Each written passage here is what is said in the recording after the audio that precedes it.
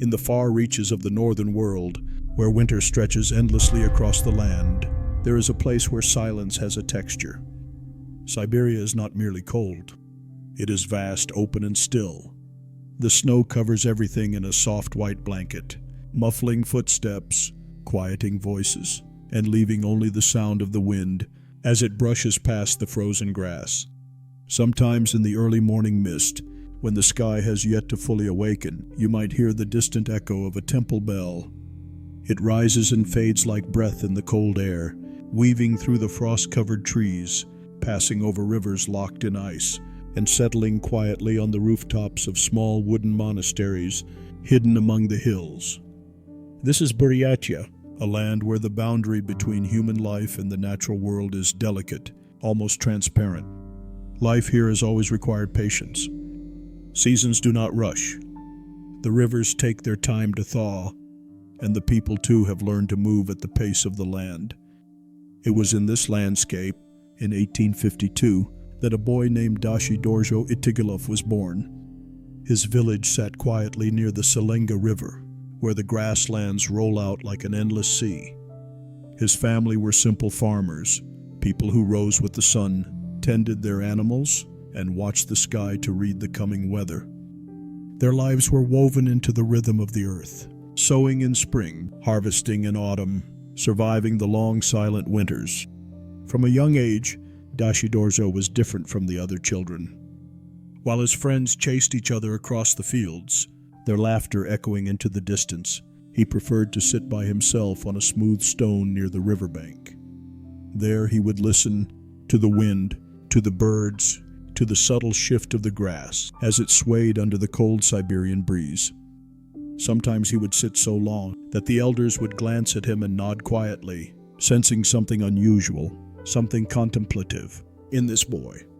In the evenings, when the fires were lit and families gathered close for warmth, stories were told.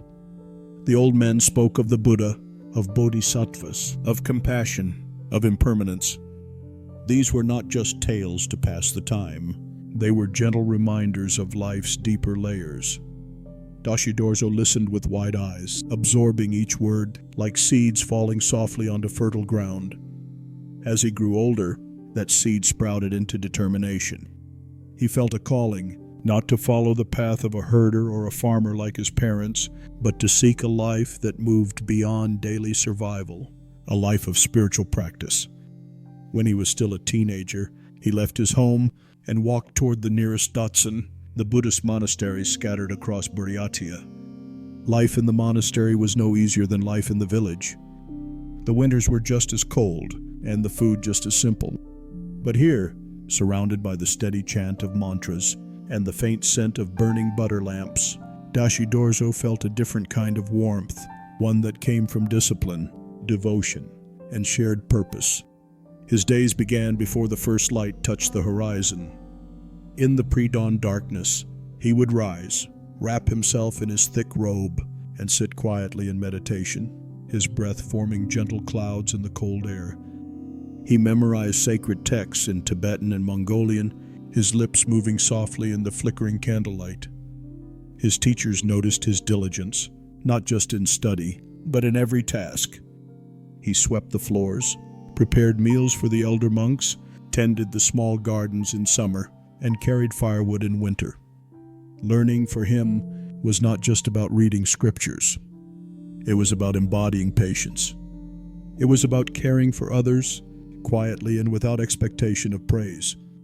Years passed, and Dashi-Dorzho's understanding deepened. His teachers saw in him a rare balance, a sharp mind, but also a soft heart.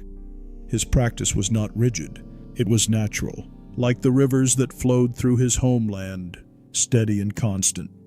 In 1911, after decades of study and service, he was chosen to become the Kambal Lama, the highest spiritual leader of Buddhism in Buryatia. It was a role of great responsibility, especially in a time when the winds of political change were starting to blow across Russia. Yet even after receiving this title, he did not change his way of life. He continued to live simply, eating the same food as the other monks, sleeping in a small, modest room, and rising early to meditate before dawn. Power did not tempt him. Status did not distract him. When he visited villages, he would sit on the ground with the farmers, sharing bowls of barley porridge. He never stood above them, but beside them. Children would gather around him, tugging at his robes, asking him questions about life and death, about suffering and joy. He would answer softly, always patient, always kind. To the elderly, he offered gentle words of comfort. To the sick, he prescribed herbal remedies, combining his spiritual knowledge with traditional healing. People remembered his teaching, not because they were grand or complex, but because they were close to the heart. He often said, "Life is like the morning breath, brief and fading. Do not clutch at things. Do not chase after grand ideas. Learn instead to be fully present in each moment." His leadership was marked not by commanding authority, but by humility. Under his guidance, Buddhism in Siberia quietly flourished. Monasteries were rebuilt. Texts were copied and preserved. New generations of monks were trained, not just in scriptures, but in compassion. And yet, his greatest strength was not in how many temples he helped restore, nor in how many students he taught. It was in the way he lived his own life, steadily, gently, without ever seeking recognition. He remained close to the ordinary people of Buryat. His presence was not that of a distant sage on a mountaintop, but of a neighbor, a friend, someone who walked the same snowy paths, who shared the same simple meals, who understood the same hardships of winter and the same quiet joys of spring. There are still elders in Buryat who tell stories of his visits, of how he would arrive without announcement, his robe dusty from travel, his eyes warm and bright. He would sit by the hearth, sip tea slowly, and listen more than he spoke. His wisdom was not poured out in lectures, but offered in small, thoughtful sentences, each one like a pebble dropped into still water, rippling outward over time. And so, as the winds of Siberia continue to sweep across the ancient temples, people still remember him, not just for his position, but for his kindness, his patience, and his life devoted to compassion. In those days, as the Siberian winds continued to sweep gently across the rooftops of small wooden temples, people remembered him as a kind teacher, a quiet companion who walked alongside their simple lives. He never sought position or recognition, but life, as it often does, eventually placed a greater responsibility upon his shoulders. And when he took on that role, he chose to carry it gently, as if walking across fresh snow, leaving no trace behind. When Dashi-Dorzho Itigilov was chosen to become the Combo Lama, the highest spiritual leader of Buddhism in Buryat, he did not make a grand announcement in the temple halls. There were no ceremonies with drums and banners. Instead, he carried on as he always had, sitting in meditation at dawn, sharing meals with monks and villagers alike, walking from place to place in simple robes, never seeking to be above anyone. But his responsibilities were immense. At the time, the region was entering a period of turbulence. The early 20th century was not a gentle time for Russia or for Buryat. Tensions with Japan were rising, and soon the Russo-Japanese War would break out in 1904. War brings hunger. It brings fear.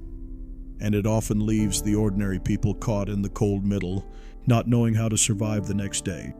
In villages scattered across the steppe, people whispered prayers not just for victory or for peace, but simply for food, for medicine, for warmth. Itigilov, in his quiet way, answered those prayers. He organized relief efforts, gathering monks and lay people alike to collect food and distribute it to the hungry. Monks who once only studied scriptures were now learning how to tend wounds, how to treat fevers, how to make herbal remedies from the plants growing in the forests and along the riverbanks. He believed that compassion could not remain in words. It had to live in actions, in bowls of porridge offered to the starving, in warm clothing shared with those shivering in the cold, in simple visits to the sick and the grieving.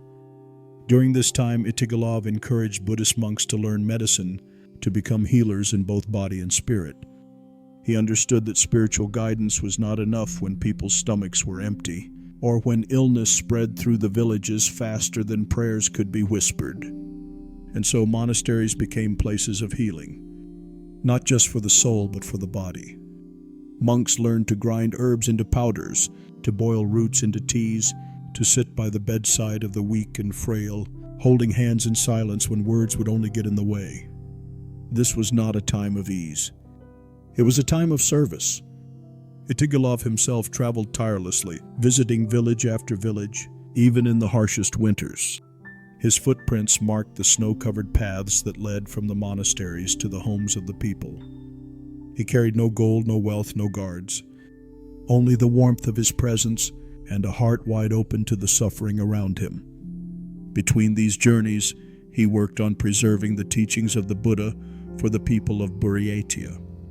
He saw that many villagers could not read the ancient texts written in Tibetan. So he set about translating sacred scriptures into Buryat and Mongolian, bringing the teachings closer to home, making them something people could understand in their own language, their own breath. He did not do this work for recognition. He did it quietly, like someone sweeping the floor at dawn, content simply to clear the dust for others who would walk the path after him. As the war ended, a new set of challenges began. Russia was changing. Political upheaval stirred like a restless wind. The whispers of revolution grew louder, and the stability that people once knew began to crumble. For religious leaders, this was a dangerous time. Faith, once tolerated, was now watched with suspicion. Monasteries faced restrictions. Texts were censored. And in some places, monks were arrested simply for continuing to teach. But Itigilov remained steady. He did not protest in public squares. He did not raise his voice against the shifting powers. Instead, he chose the quieter path, teaching compassion when fear was spreading, encouraging patience when anger was rising, and reminding his disciples that true practice does not depend on politics. Inside the walls of the monasteries, monks continued to gather each morning. They lit butter lamps, recited sutras, and bowed in silence. Outside, the world was changing. But within, the flame of Dharma remained, small and flickering, yet never extinguished. Itigilov knew that to preserve something sacred, you sometimes have to hold it gently, hidden from the storms, waiting for the right moment to bring it back into the light. He maintained the teachings, not as loud proclamations, but as living breath, in shared meals, in whispered prayers, in the simple act of sitting beside someone who is afraid. He reminded his monks that spiritual practice is not about escaping the world, but about meeting it fully, even when the world is unraveling. This is the kind of leadership that leaves no monuments, no statues carved in stone. Instead, it leaves footprints in the snow, slowly fading, but leading somewhere deeper. Today, in the quiet corners of Siberia, some elders still tell stories of that time. They speak of a monk who never sought attention, but who arrived when he was needed most. They remember his visits not as grand events, but as small moments of kindness, a warm hand on a shoulder, a bowl of soup passed between two hands, a silent presence that made people feel less alone. In times of turbulence, true leadership is often silent. It does not stand on stages, but sits quietly among the people, offering kindness without expectation. As time passed, the quiet footsteps of Dashi-Dorzho Itigilov continued to mark the snowy paths of Buryatia. But even the most patient seasons eventually turn. The years drifted by, and Itigilov, now growing older, began to prepare for a different kind of journey. The one that every human must face, but few prepare for with such gentle clarity. He never spoke of death with heaviness. To him, it was not an end. It was simply another transition, like the snow melting into spring water, like the breath softly dissolving into silence. In his final years, he spent more time in meditation, but he still remained close to the people. He still listened to their stories, still taught the younger monks, still smiled at the small, ordinary moments of daily life. But those who knew him well could sense that something in him was shifting. It was not sadness nor detachment. It was a soft readiness, like a leaf preparing to fall when the wind calls. One day in 1927, when he was 75 years old, he gathered his disciples and spoke to them quietly. He told them that the time had come for him to enter into a final meditation. He did not call it death.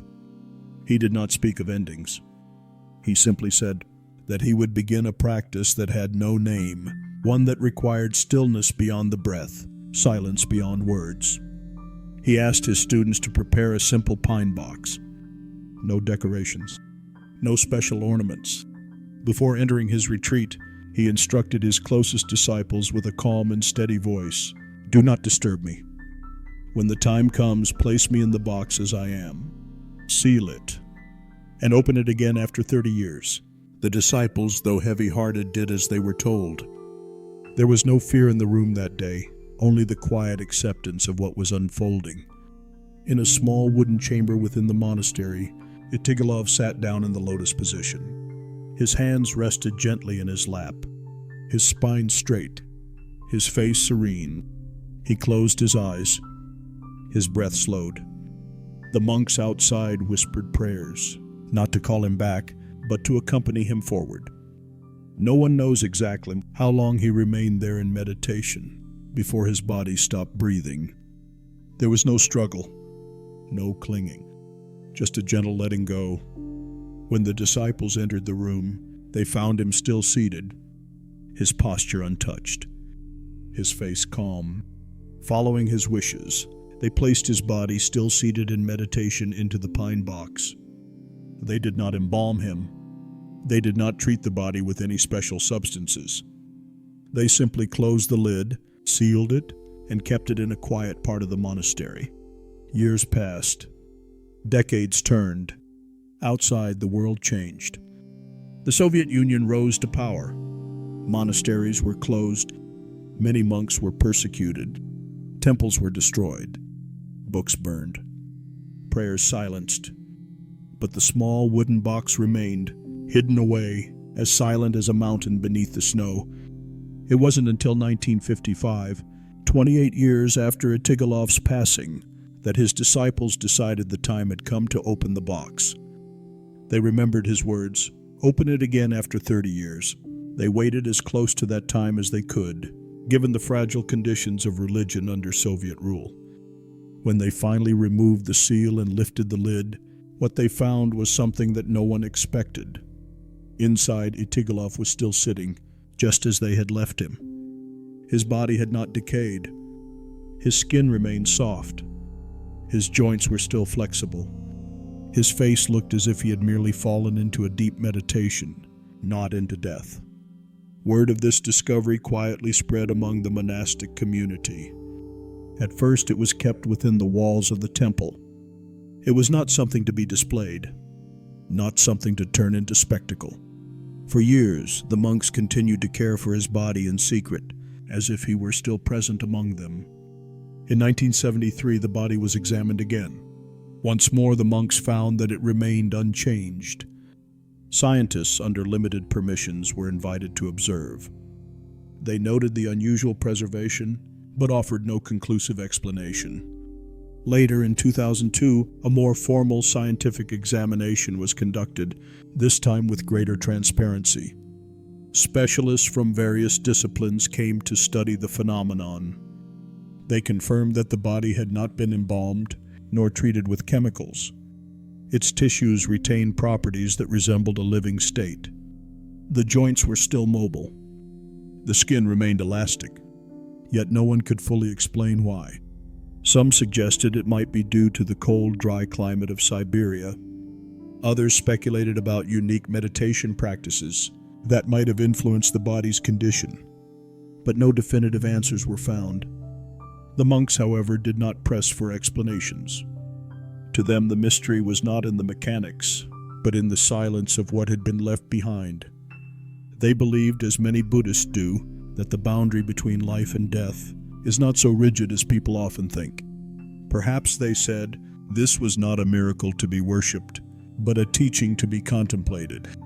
Today, the body of Dashi-Dorzho Itigilov rests at the Volginsky Datsun Monastery near Ulan-Ude. He sits in a glass case, still in the lotus position, still with the same calm expression. Pilgrims come quietly, bowing before him, not to marvel at a preserved body, but to remember the man who lived so simply, so patiently, so fully present in every breath. For the monks who care for him, he is not a relic of the past. He is a reminder of how to live. They say that when they sit beside him, in the early mornings when the wind is soft and the temple is still, they feel as if he is simply meditating, and they are just keeping him company. There are stories told by the local people, folklore passed from one generation to the next, that his hair and nails sometimes continue to grow, that his body warms slightly at certain times of the year. But these are stories of the heart, not of science. What remains clear is this: Dashi-Dorzho Itigilov left behind more than just a body. He left behind an example of humility, of quiet strength, and of devotion that does not end with the breath. Sometimes the body stops breathing, but the presence of a person continues to live quietly, not in miracles, but in the stillness they leave behind. Over time, when a story lingers long enough in the heart of a community, it often takes on a life of its own. It becomes more than a sequence of events. It turns into whispers carried by the wind, shared between generations, around fires, in quiet temples, or simply in moments of silence. That is what happened with the story of Dashi-Dorzho Itigilov. After his body was discovered, sitting quietly, untouched by decay, people did not stop speaking his name. But the story no longer belonged just to the facts. It became part of the collective breath of the people of Buryat. Some say that even now, his hair and nails continue to grow. There are stories told in soft voices about monks who, while tending to his body, noticed the subtle lengthening of his hair, or saw the faint edge of a fingernail pushing forward, slowly, quietly, as if life had not completely left. Others believe that on certain days of the year, days when the monastery gathers for special ceremonies, or when the winds seem to pause just long enough to listen, his body warms slightly. Not hot, not cold, but with a gentle warmth, like the last ember in a fire that refuses to go out. There are even those who say that Dashi-Dorzho Itigilov never truly left, that he is not gone, but simply sitting in a deep state of meditation, so deep that the world outside no longer matters. To them, he is not a figure of the past, but a quiet presence, still listening, still watching, still resting in the stillness of his own breath. These are stories whispered between friends, between monks during late-night conversations, between grandmothers and children, beneath warm blankets in the long Siberian winter. They are not written in official records. They are not confirmed by science.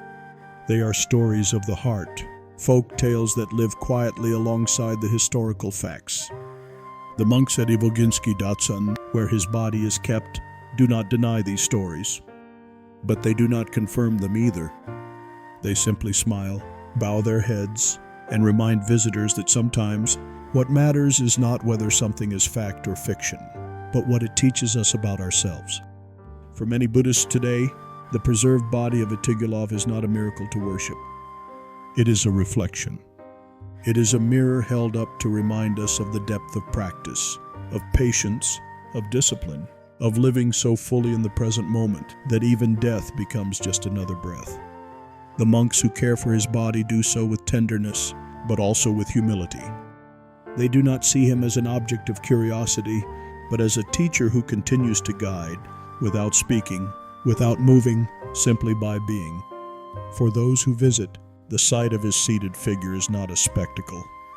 It is a pause, a moment to remember that life is fragile, that time is not always linear, and that perhaps the deepest practice is not about chasing enlightenment, but about being fully present in each small act, in each step, each breath, each kind word. In the teachings of Buddhism, impermanence is a central truth. Everything changes, everything fades, but Itigilov's body, sitting quietly through the decades, offers a gentle question to this truth, not a contradiction, but an invitation to look deeper. What does it mean to be impermanent? Is it only the decay of the body? Or is it something subtler, the letting go of attachment, the release of ego, the surrender to the flow of time. Without resistance, his legacy for many is not about a body that refuses to decay. It is about a life lived in complete dedication to practice. It is about humility so profound that even in death, there is no display of grandeur, just stillness, a stillness that speaks louder than any sermon. Around the world, people have heard of Itigilov. Some come out of curiosity, some come searching for a miracle. But those who stay long enough, those who sit quietly in the temple halls beside him, often find something else. They find a reminder that life is not about grand achievements or dramatic gestures. It is about patience. It is about compassion carried out in small, everyday moments. It is about sitting quietly, listening deeply, and living with a heart so open that when the time comes to leave this world, there is nothing left to fear. The monks at the monastery do not try to explain his condition. They do not try to solve the mystery. To them and to many who visit, Itigilov represents a symbol of silent presence, a lesson in how to live simply, genuinely, and fully, without needing applause, without needing recognition. Some say he is like a bell that rings without sound, a teaching that does not need words. Perhaps that is why his story continues to echo quietly in the hearts of those who hear it, not as a puzzle to be solved, but as a gentle reminder to return to breath, to kindness, to the practice of being here, right now. Some stories are not meant to be solved like riddles. They are meant to be carried quietly in the heart, like a soft echo of kindness that continues long after the footsteps fade.